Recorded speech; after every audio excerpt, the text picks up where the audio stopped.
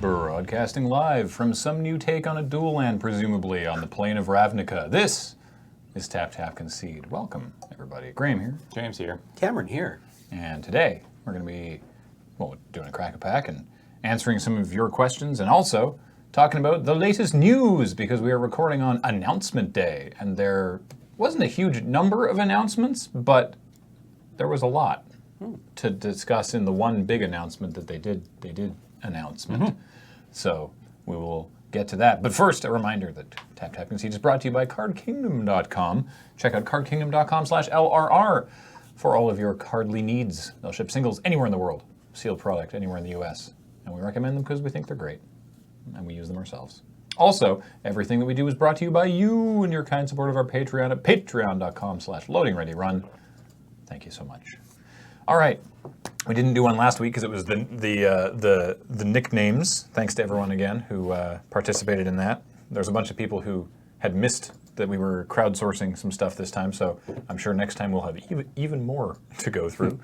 But yeah, let's do a crack pack. You can bat it off the table like a cat. Damn it. Okay, good. 14. 14. I was like, don't hide behind the 2, crate. 4, 6, 8, 10, 12, 13, 14. Oh, hey, look at that. Oh, what was in front of it? In front of it was the dark. Ooh. But we legitimately drew Return to Ravnica. That's impressive. Wow, all right. This was given to us by Roscoe in mail time. Ooh, sometime last year. Yeah. So, first up, Routeborne defenses. 2 and a white for an instant. Populate, which as a reminder is you make a copy of a token, of a creature token you control.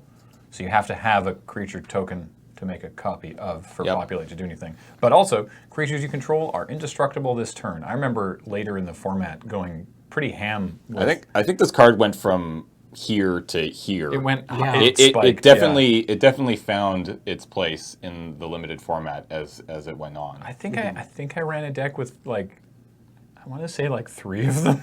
That feels like too many, but yeah, but it did stuff. This could be like a huge counterpunch, right? You blank somebody's removal, and Yeah. then you make a worm. yeah. I mean, in my case, it was block their Alpha Strike. None of my things die. Not eat all their things, but eat some number of their things, and then strike them back. And then when they tried to do a thing, it was no, I have another one. Yeah, this definitely felt less bad to get gotten by as the format went on. Yes. Luckily, there was always which spell? Dispel. Not one and a blue. A single blue mana for an instant counter target instant. Sure. It's simple. It's direct. It's totally fine. Do you think we'll see the return of the Gate subtype? Probably. Actually, I don't know because I think there's design. I mean, I guess we're getting ahead of ourselves. I think there's design space there, but we have Golgari Guild Gate. Enters tapped and taps for black or green, but also is a gate, which was relevant on some number of cards. Yep. But not Spawn of Rix Mahdi, which I never saw play in Limited.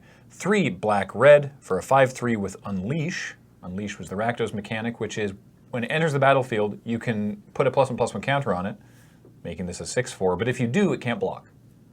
So it was a high-risk, high-reward scenario there. I definitely like drafting the sort of the hyper-aggressive Rakdos deck, but this didn't generally find a place or a home in it. It was too expensive. It was too expensive for a 5/3. For a 5, and I don't like 5. I mean, 6/4s are better than 5/3s for sure, but it's still just kind of a dorky 6/4, and I would rather just have more mana-efficient creatures and spells. So. I did like how the way that Unleash works.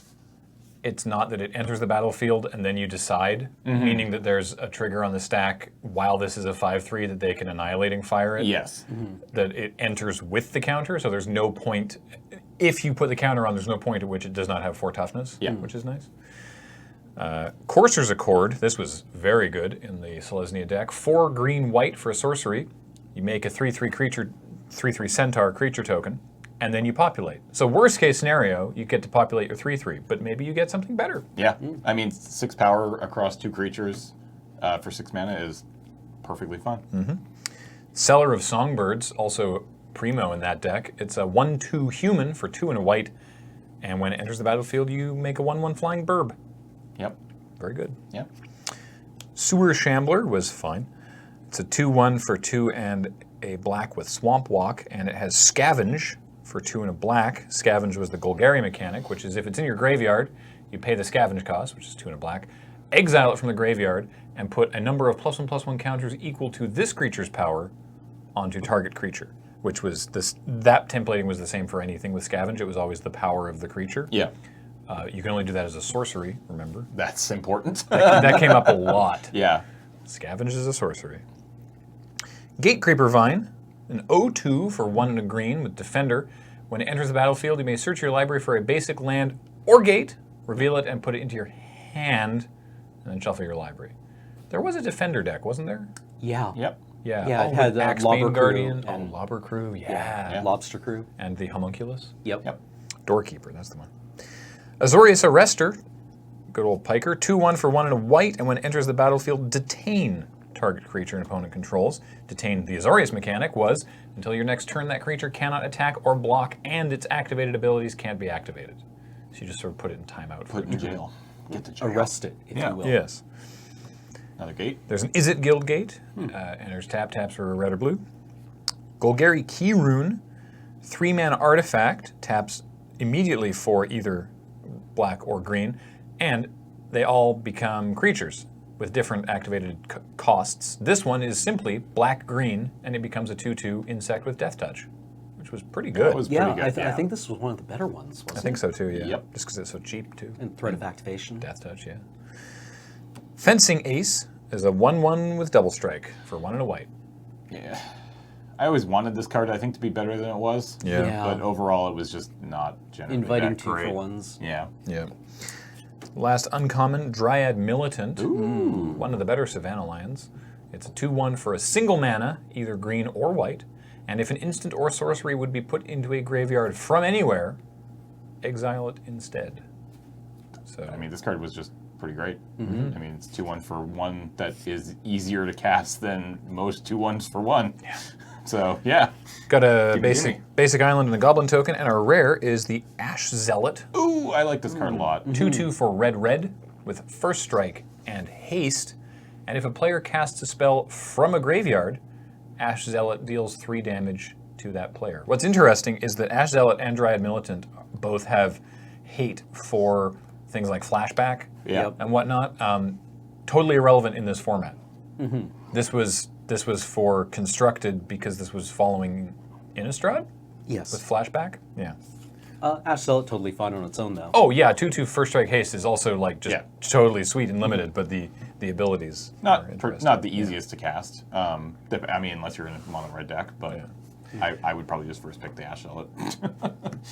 So in case you haven't heard, onto the news. In case you haven't heard, the reason that it was fortuitous that we opened Return to Ravnica is that we are once again returning to Ravnica. And everyone liked Triple Ravnica so much they decided to do it 3 times.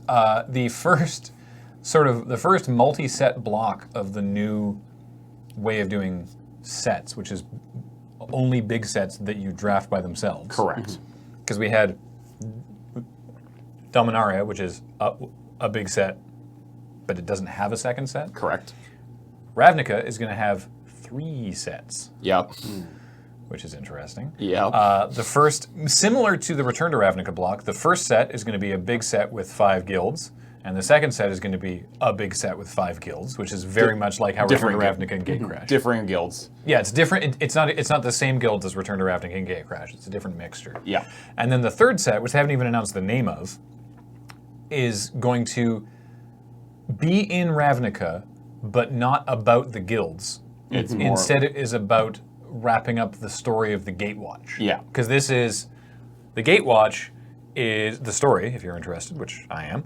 The Gatewatch is falling back, or regrouping, let's say, to Ravnica, because Nicol Bolas has finally got all of his ducks in a row, and his ultimate plan is going to be put into place. So I assume the Army of Eternals might show up at some point.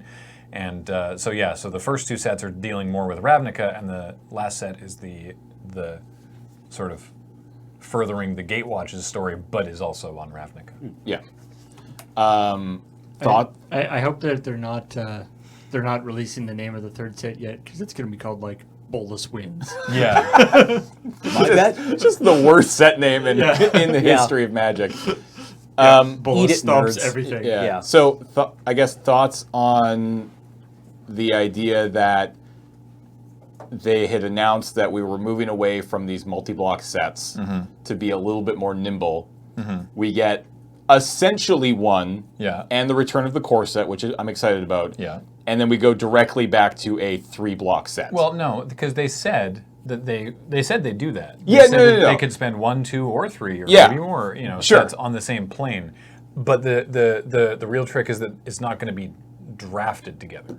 Well, no, yeah, that's fair. Yeah. I just, the biggest reaction that I saw from the community this morning, of all the news, with the exception of something we'll talk about shortly, Yeah. I think, is it just feels kind of strange that they made a pretty big deal about we're gonna do big sets only, and we're not forcing ourselves to spend 2 or 3 blocks. We can do sort of whatever. Yeah. I think a lot of people, were just expecting us to get a little bit more time in with these single blocks, I guess, before moving on to a. I think maybe it wouldn't have hit quite as hard if they had announced it as being just a 2-block thing. But I think a lot of people are like, man, that's almost a year. That's basically a year worth of Magic sets. Yeah. And we're going to be on Ravnica. Yeah. But I think I'm not saying that's bad. No, I'm actually just asking for opinions here on So this table. I'm into it. I think that a lot of those reactions are misrepresenting what Wizards said originally, which is not the first time this has happened. No, absolutely if not. you recall when they reprinted Llanowar Elves and Dominaria, people were like, "I thought Wizards said Llanowar Elves was too good for Standard," and that's a general that's like a commonly held piece of knowledge that Wizards said that Llanowar Elves was too good for Standard. 1 mana generators were too good. That's not what they said.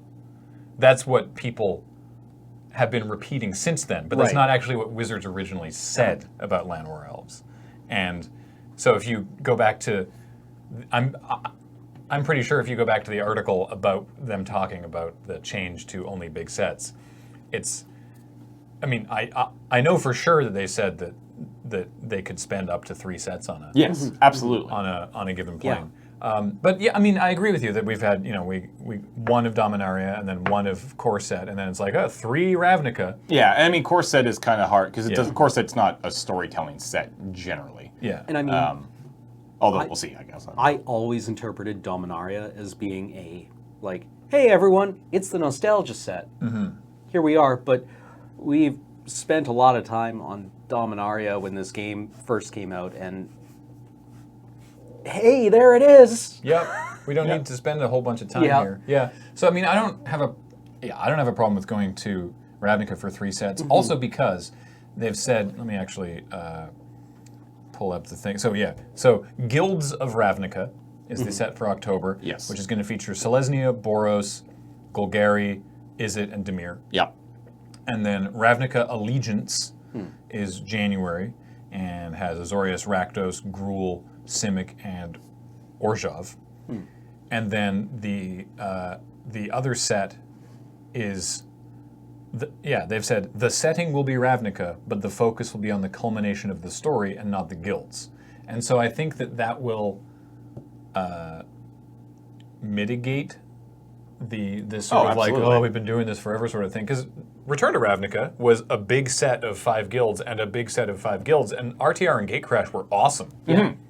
It's just that Dragon's Maze ended up, at least from a limited perspective, being kind of a dull thud that maybe soured opinions. But if we're doing big set with 5 guilds, big set with 5 guilds, and then big set that's set on Ravnica but isn't about guilds, that sounds great. Yeah, to me. I'm really excited to see, because in Gatecrash and Return to Ravnica, they were hinting at, well, not hinting at, there were cards that reference, the guild list, and that Orzhov Angels were kind of like leaving the Orzhov Syndicate because they actually wanted to help people, right? And that was kind of finding articulation in this concept of the gateless, right? Yeah. And you know, it's a world, an ecumenopolis of billions of people, a tiny fraction of whom are members of the guilds. Yeah. Right? The guilds. That's just what we focus on. Yeah, the guilds are interesting because they align with colors of magic, but they're just like this thing that's barely holding on to power. Right? The other thing was that I had a thought and it escaped from my brain. I mean, Sorry. you No, try to get it back. You didn't derail me. It just ran away. I think a lot of it, and I don't know. I guess I've never seen like hard numbers, and maybe this is something that we could poll our audience. I mean, not right this second, but I'm legitimately curious up. about, and I want an even just two options. Do you care about the story, or do you just want to go new places and see new cards and have and don't care about the story, right? Because I feel like the people who are excited about going back to Ravnica for 3 sets are the people who are invested and enjoy the storytelling of Magic.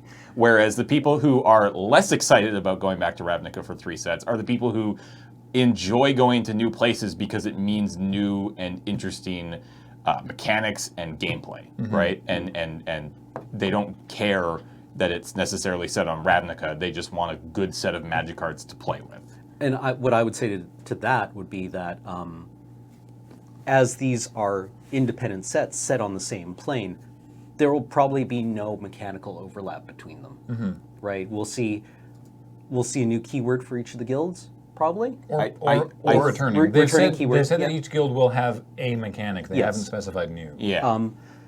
And I expect these sets to play very differently from one another, right? Like we'll see an aggro deck in red in each one, Yeah. but RTR and Gatecrash were very different. yeah, I mean, yeah. It's interesting. As with a lot of things, I am only sort of medium on how the story affects my interest in the game, but I crave the lore. Sure.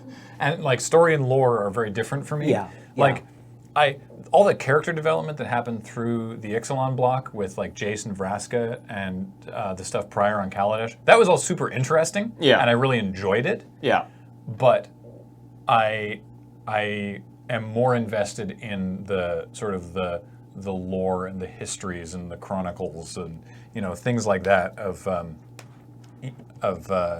what you can learn from the flavor text and the art and everything than the not physical, but like then the literal actions of these characters. Right. Which I guess also presumably win or lose, this will probably be the sunsetting of the Gatewatch. Certainly to the extent that they exist as Well, of either right now, right? Yeah, Like, either Bolus wins and the I mean- Gatewatch doesn't exist, or the Gatewatch wins and then are like, cool, let's split up now, but keep an eye out. Yeah, I you mean, know. I would assume the chances of Bolas winning are basically 0. It's Yeah. it's not how storytelling works in our culture. Then again, the chances of Bolus being, beaten forever and never coming back Exactly. are also probably pretty slim. 0. Yeah. Yeah. I mean, it seems like the logical course He's- here is they win at He's great literally cost. been killed Moving on. and destroyed completely at least twice, I think, if not more. I mean, look also at the names of the sets, to Cameron's point. The first set is called Guilds of Ravnica, which is very clearly like the separate entities. And the second set is called Ravnica Allegiance? Yes, Allegiance, which implies some sort of working together of the guilds. Yeah. Even though mechanically we're only playing with 5 of the guilds in the set, card-wise, it implies that the story would be working together. Well, because I see that as being like you have your allegiance to a guild, Oh, right? maybe, yeah. I mean, You do. They are bringing back. Actually, part of the announcement day was, they have guild kits. Yeah. Will feature a 60-card deck flavored after your favorite guild, plus guild swag like pin stickers and spin down counters. Play as one of the Guilds of Ravnica with the Guilds of Ravnica guild kits released on November 2nd and Allegiance kits released in February. So that's not, they're not doing the thing for the pre-release. Yes, Like they did where you with pick a guild. No. They just have like a play with your guild thing, like Which is a cool. bonus kit. Which it's a sweet idea. Yeah. I get to dust off my, is it pin? Oh yeah. Just actually as a reminder, in the original Return to Ravnica set, it was the too large and small. Yeah. And how was it drafted? So it was very similar to how it's going to be. It was Return to Ravnica was drafted by itself. Gatecrash was drafted by itself, and then Dragon's Maze was Dragon's Maze, Gatecrash, Return to Ravnica. Right. So Which was not a good format. No. well, and that's the thing that presumably won't be happening. No, that won't. Definitely won't be You'll happening. draft Guilds of Ravnica by itself, Ravnica Allegiance by itself, and unnamed third set by itself. Right. We will Which never, is why I'm not worried about staying on Ravnica for 3 sets, because like ultimately it's just a setting, and it's going to be thematically very different, and mechanically different. The third set, it'll play. I have to assume. I'm confident in making this claim that it will play very differently from both previous sets. Yeah. Because it's not about the guilds. Yeah. Yeah, I would see the third set not even really being a gold-colored set. Well, even less. Yeah. Even if I can only assume that there will be at least to a degree a guild presence in the final sets. Yeah. Not just completely not devoid of it, about but them. it's not about them, and it's yeah. So Really, like Shards or Alara Reborn, where everything's gold. Oh yeah, I mean that could be the other way it goes, right? Yeah. That would also be interesting. I assume we'll go back to Alara at some point too. Maybe, I don't know. Anyway, so yeah, that was the big that was a big one. the biggest sort of announcement on announcement day. Yeah. There actually wasn't a lot else. So they talked just a little bit about Battle Bond. Yep. Speaking of which, June 8th at Oh, 11 yeah. o'clock a.m., we will be doing the Battle Bond pre-release. It's on day of release, but we call it pre-release because that's the branding. Yeah, we just stick with the branding. But really excited. We've got a bunch of really awesome guest lineup. Dana. We've got Young Mage, who's a YouTuber as well, and Jules, whose last name escapes me. Robbins. Thank you, Jules Robbins from Wizards of the Coast R&D, and Ben is going to be joining us. So look forward to that. 8 people because it's a 2-headed giant draft format. Yeah. So they talked just briefly about it and showed 2 new cards. Yeah. Do you have that article, Paul? Yeah. For Pier, Yeah, there's Pier. Imaginative Rascal. Yeah. Is 2 and a green for a 1/1, and so the ability text is if 1 or more counters would be put on a permanent your team controls, because it's 2-headed giant, that many +1 of each of those counters are put on that permanent instead. So it's similar to Winding Constrictor. But because Pier is one of the Battle Bond partner with cards, he also has partner with Toothy Imaginary Friend, which, and this is different reminder wording, which is interesting. Yeah, I thought this was quite interesting. When this creature enters the battlefield, target player may put Toothy into their hand from their library, then shuffle. So it's not search your library for a card named Toothy Imaginary Friend and put it into your hand, then shuffle. Then that player shuffles their library. It's a lot cleaner. It's you may put Toothy into your hand from your library, then shuffle. What I'm curious of is I assume then that is not technically searching the library. I mean, For- that was my very first thought on it. For examples like Aven Mind Sensor. I don't know. Yeah, I don't know either.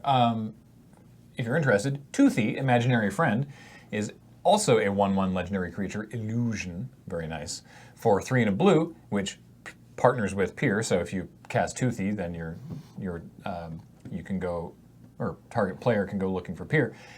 Whenever you draw a card, put a +1/+1 counter on Toothy, and when Toothy leaves the battlefield, draw a card for each +1/+1 counter on it. So they synergize very well also. Yeah. And what's interesting is, of course, you can run them both in a single player deck.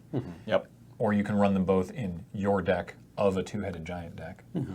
Or because the partner with is target player, you can run one of them, your partner can run the other one, and you can cast yours and then say, okay, you go looking for Toothy or whatever, which is super interesting. And they've said that There's got to be some edge case in which you want to make your opponent search up Search up Toothy. Toothy. So if you know your opponent has it. Maybe in it's their deck. last card in their deck. Yeah, there Yeah. you go. So this is interesting. You will always open the partner with pairs in the same pack. Yes. Oh, really? Yes. Oh, because okay. the way that Two-Headed Giant draft works is that you as a team look at a pack and pick 2 cards and then pass the pack. Yeah. So if you open a partner pair, then you as a team can just take the pair and then pass the pack, which is super interesting. Or if you only want one, you can take one, I guess. Yeah, I mean, if you already have one, and if you want, yeah. They've also said, I believe, that the partner with can be used for commander. Yeah, they can be used as a paired commander. As a paired commander, yeah. Cool. Yeah, partner with is like a subsection of Pair. Of Pair. it was partner, wasn't it? I can't remember. Yeah. And also in it the was packs, they take the secondary one takes the place of an uncommon. Yes, you could have 2 rares in the pack. Yeah. So that's pretty cool. Cool. So that's all they talked about there with that. Presumably, I believe you were watching this episode ideally on Monday. I believe that spoiler season for Battlebond proper starts Tomorrow. Tomorrow? Yeah. Right, because Monday is... If you're watching this on Monday, it's tomorrow. Yeah. Not tomorrow for us, but Yeah, tomorrow yeah. for you watching the day of release of Yeah. this video. Next up, they talked about... Global series. this one's weird. So this is... So what's... Yeah. So yeah, Global Series is a new thing they're doing. It is a regional Planeswalker deck. Uh-huh. So these are 2 new Planeswalker decks specifically for China, Uh-huh. with 2 new Planeswalkers Uh-huh. as the head of the deck. I assume the rest of the deck is going to be mostly reprints, or maybe like the Planeswalker decks we have now, maybe 1 or 2 additional cards. Possibly, that I don't know. synergize with the Planeswalkers. Like the Planeswalker decks we get in North America, the Planeswalkers are not amazing, but fine. And they are Mu Yanling, 4 blue for a 5 loyalty Planeswalker, legendary Planeswalker, Yanling. +2, target creature can't be blocked this turn. -3, draw 2 cards. And -10, tap all creatures your opponents control. You take an extra turn after this one. Yeah. That's not nothing. And Jiang Yanggu, 4 and a green for a 4 loyalty Planeswalker. +1, target creature gets +2/+2 until end of turn. -1, if you don't control a legendary creature named Mowu, create a legendary 3/3 green hound creature token named Mowu. And for -5, until end of turn, target creature gains trample and +X/+X, where X is the number of lands you control. Pretty powerful. He's like friendly Garrick. He Yeah. kind of Yeah. is. He's like With Garrick back when he was more With the relaxed. cute little and- doggo. Yeah. Yeah. So like Instead of they've- making wolves, he makes Yeah. a cute doggo. So what they've said is that like Planeswalker decks that we have in North America or elsewhere in the world, these are designed as an on-ramp for new players, and so the sort of the power level and complexity take that into account. Yeah. Which is why people forget that they said that the Planeswalker decks would be lower powered, and every time they spoil the Planeswalker deck, Planeswalkers, people are like, well, this is trash. And it's like, yeah, okay. Okay, sure.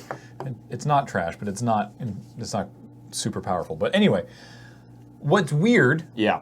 is that these 2 Planeswalkers And these 2 decks. and the decks are going to be standard legal in China And only in and China. not anywhere else. Which is really weird. That is unusual. Yeah. Yeah, and they have printed because if you're watching the video, you're seeing these cards in English. They said that they printed versions in English because they know that people will want to collect them, like English speakers will want to collect an English version of the card, and that's totally true.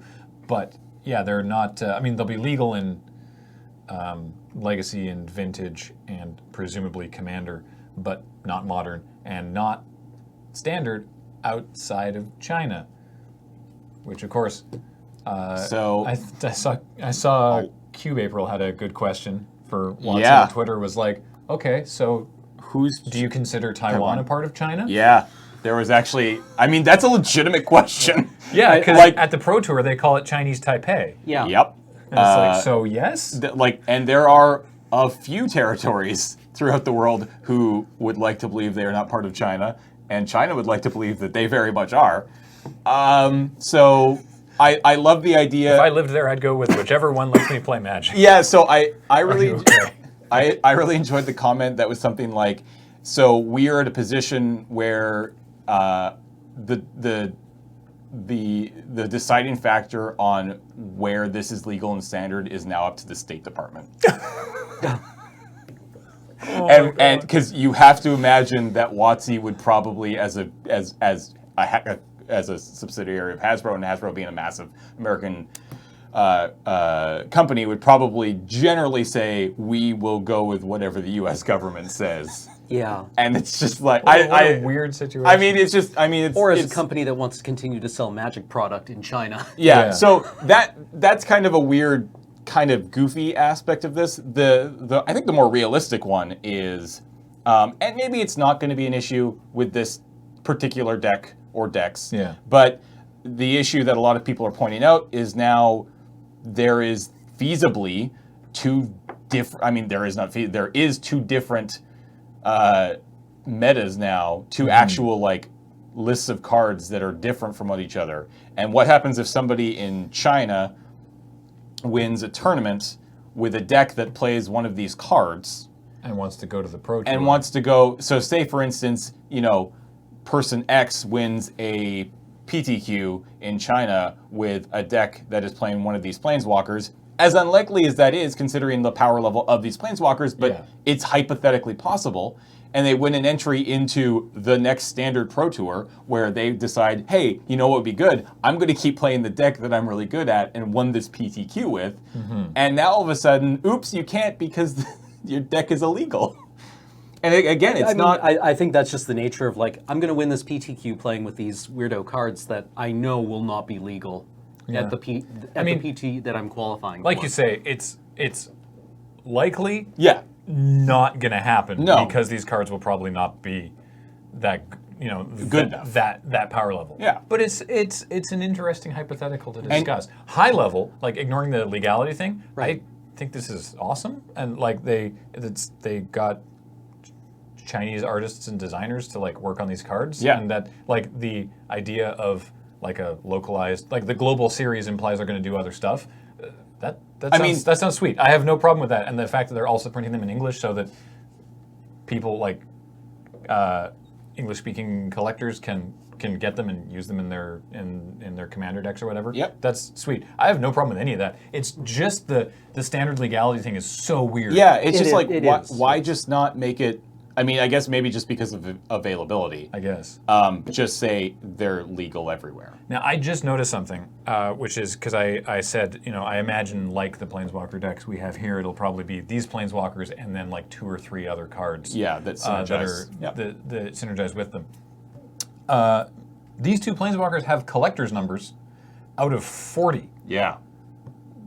which implies that actually Yeah, across there's- these 2 decks are 40 new cards. Or 40 cards that at least are unique. Or, because to do a standard deck, you'd need more. Yeah, you'd need more than that. So that implies that there's reprints and 40 new. There can't only be 40 cards that Individual aren't basic cards. lands across 2 decks. That doesn't work. I mean, if you're playing... Not like, The thing is, the Planeswalker decks have never been like, here's 4 of this, 4 of this, 4 of this, Yeah. 3 of this, 2 of this, 4 of this, a couple of these, and then your sideboard is a few more. Yeah, it feels like that means there are, I don't know. Also, It's just kind of weird. Muyan Ling is collector number 1. Yeah. But she's a blue card whose English name starts with M. Yeah. Which I mean, would maybe be half, because collector's numbers 001 is the first alphabetical card in white. Yeah. So... Well, maybe there's just no... That's what I'm saying. Yeah, there's no white cards. Yeah. Yeah. And there's also no blue cards that start with anything...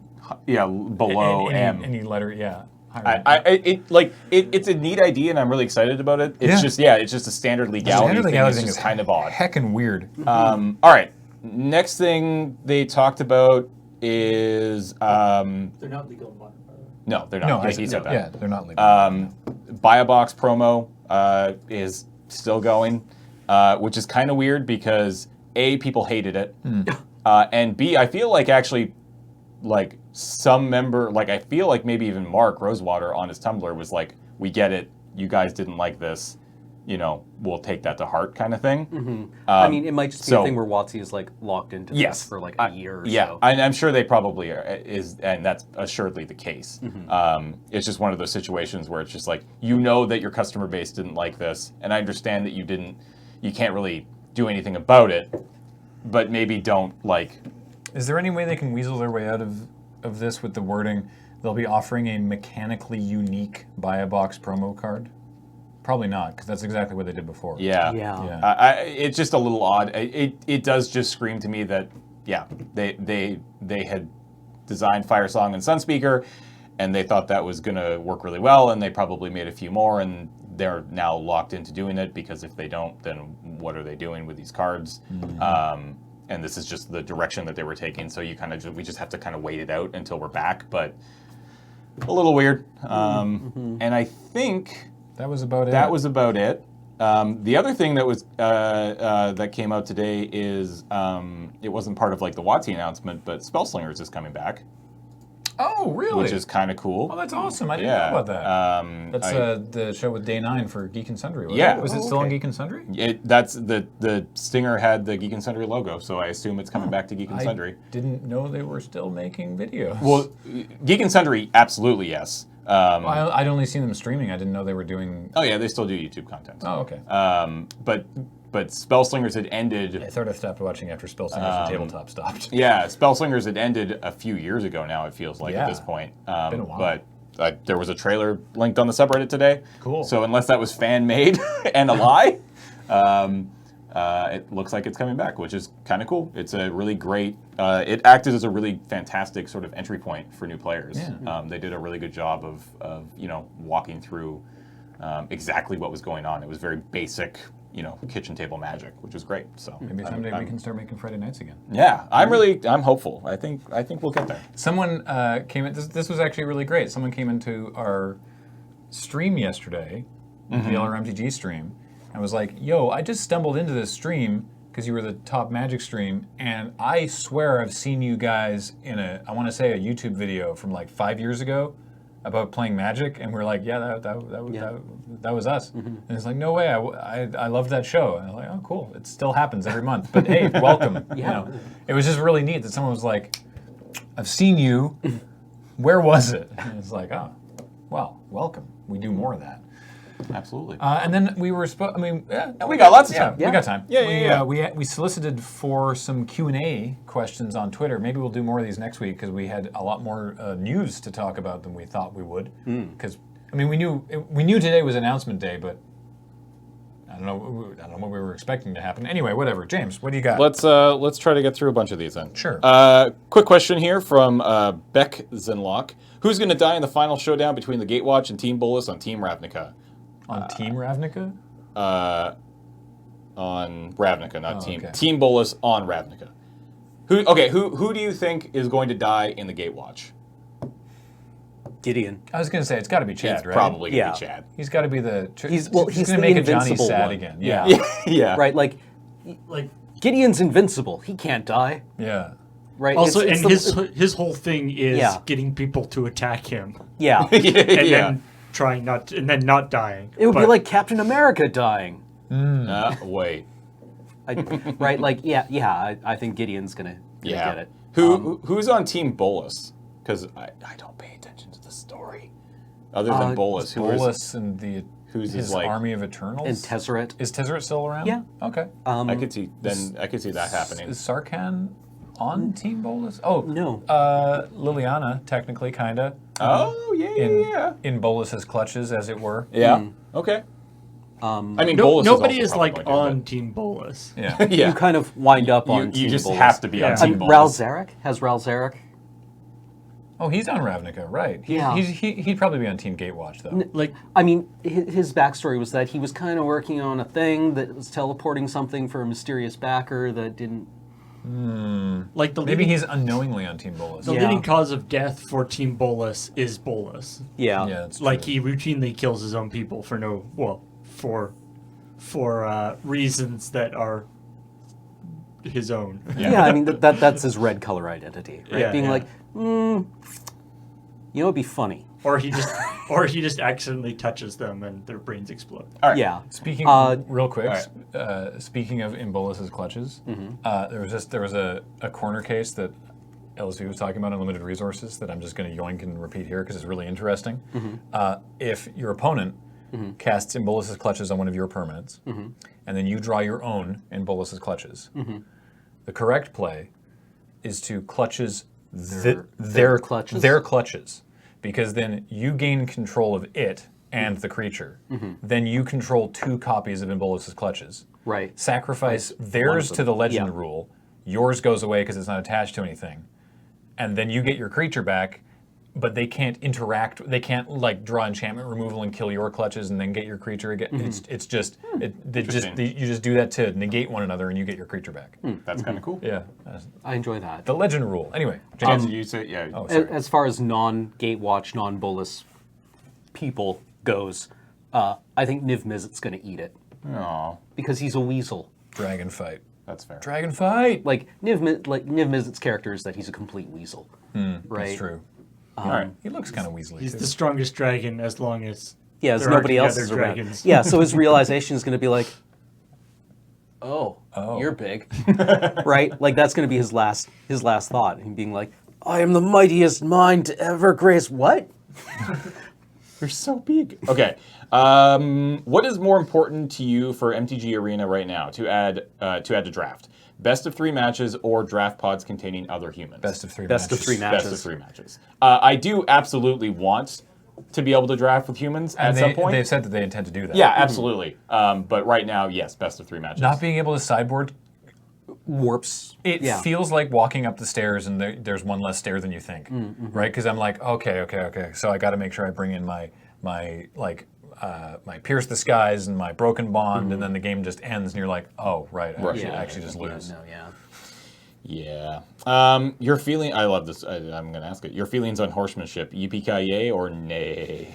Yippee-ki-yay. Yippee-ki-yay. I mean, I love the term. It's Yeah, like, this creature yippee-ki-yay. has horsemanship. I mean, the joke is that horsemanship is an evergreen mechanic. It's just called flying. Yeah. Next question. Creatures with reach here. can't block creatures with horsemanship. Oh, Unless they also have horsemanship. well, there you go. I'm headed to my first GP thanks to you folks. Will you be at GP Vegas? Do you think there is a better? Do you think it's better to play in the main event or use that money for side events if you're not very competitive? Yes, a bunch of us are going to be at GP Vegas. Myself and Cameron and Serge and Adam and Ben. I would say the answer to that other question: go back and watch a few episodes ago. Cameron and I did an episode about our experience and time at GP Seattle, and I think you'll probably get a whole bunch of information about how you can sort of go about experiencing GP in that episode. Yeah. Because at the end of the day, it's really up to you. If you want to compete at a high level, then you got to play in the main event. But if you want to just bum around and play side events all day and not have to be constrained to a tournament for your entire day, then obviously side events.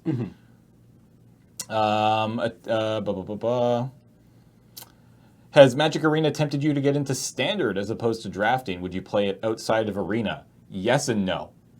Yes. Same answer for Yeah. me. Yeah. I want to hear why yes and no. I will 100%. That's actually the biggest reason I was excited for Arena, or I became excited for Arena once I actually started to play it, was I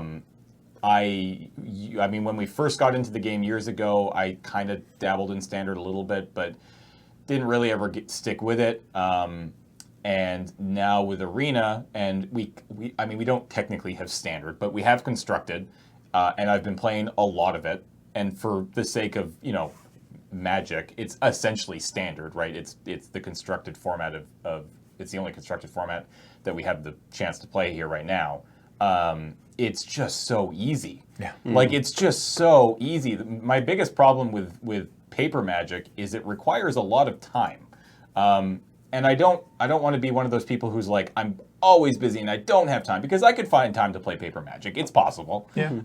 But boy, do I much prefer just being like sitting down for like 20 minutes or an hour. I think it's more about I can find the time, but I much prefer to find a little amount of time and play for like a half an hour, and then I can walk away.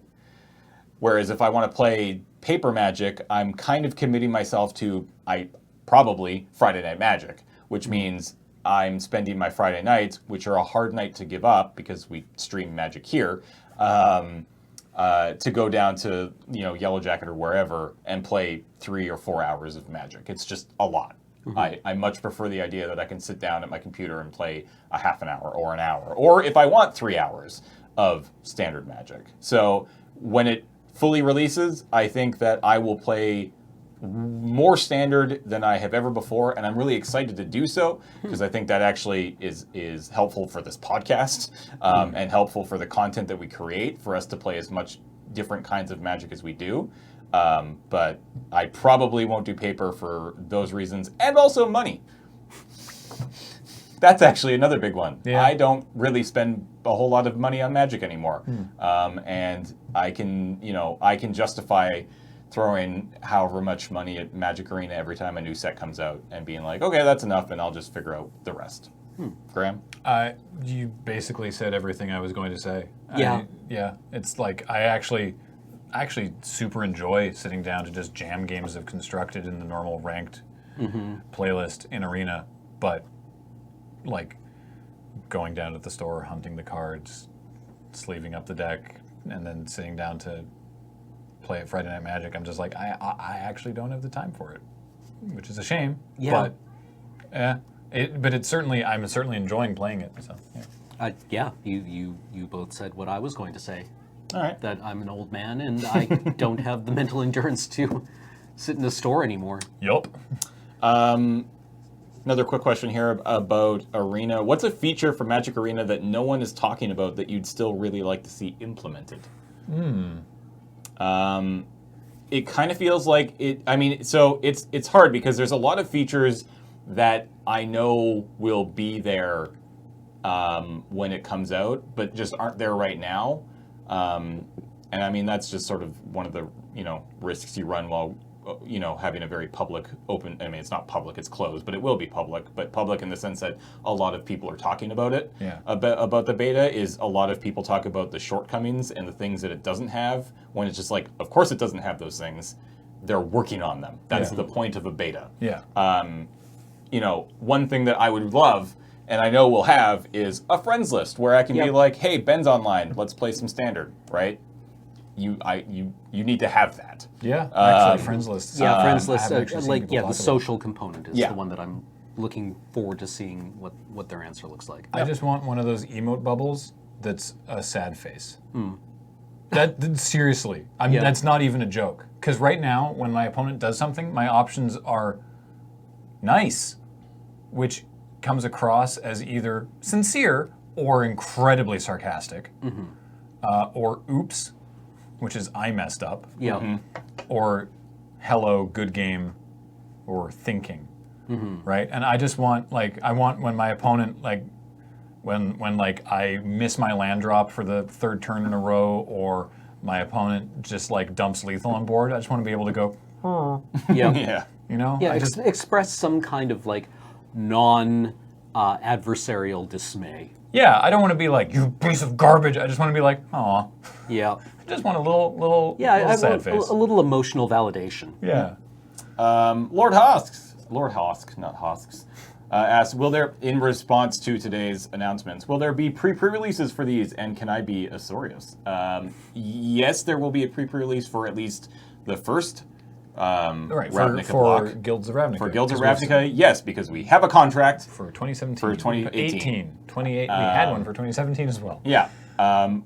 There is no such contract for 2019 at this point. I'm very confident that we will continue to be able to do these, but yeah. Nothing to announce at this time. Yeah, nothing Yeah. to say at this time.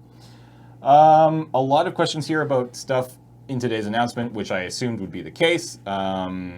Anything we didn't already sort of discuss? That's what I'm just looking for.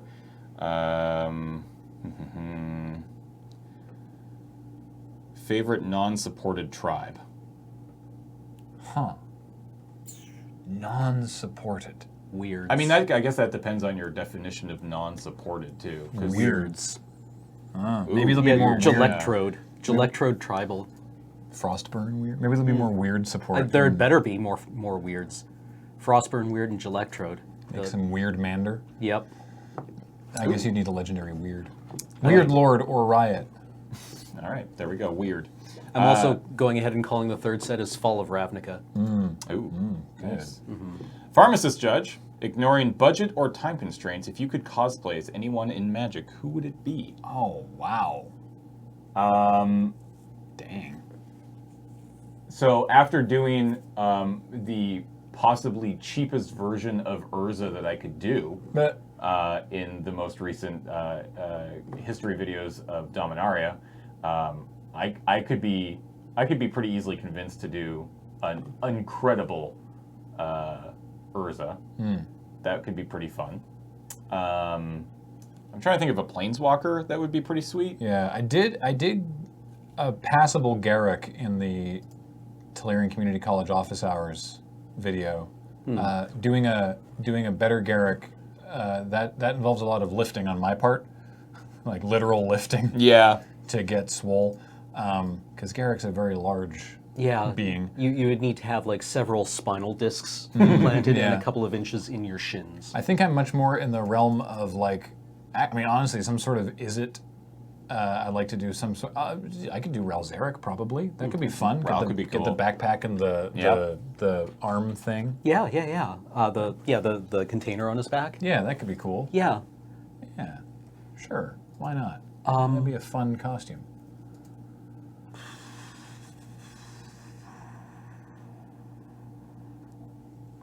Cam's deep. Wildcat.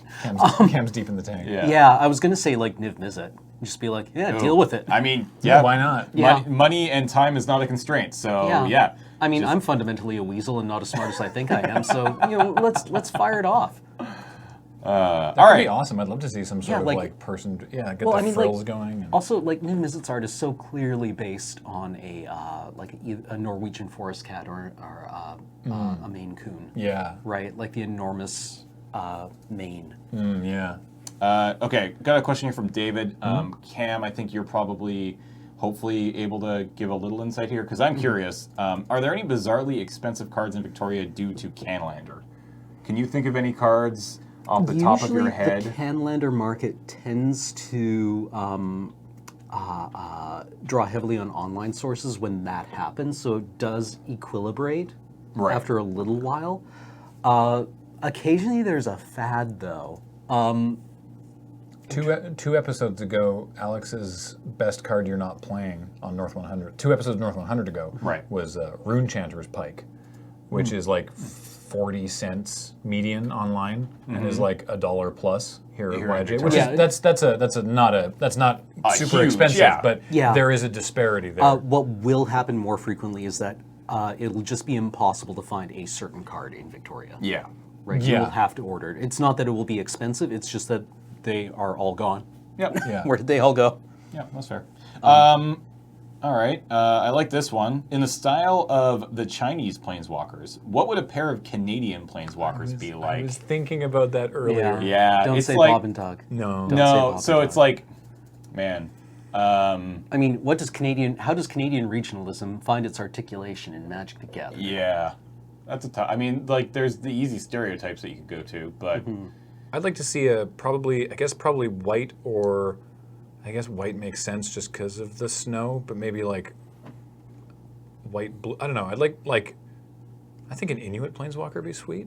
yeah, That'd be really cool. I mean, I feel like considering just the vast majority of Canada is just wilderness, a green plane. Like, I feel like Garrett Oh, would yeah. be pretty well. Garrett would like be at Garrett home, would yeah. actually just be at home in Canada. Yeah.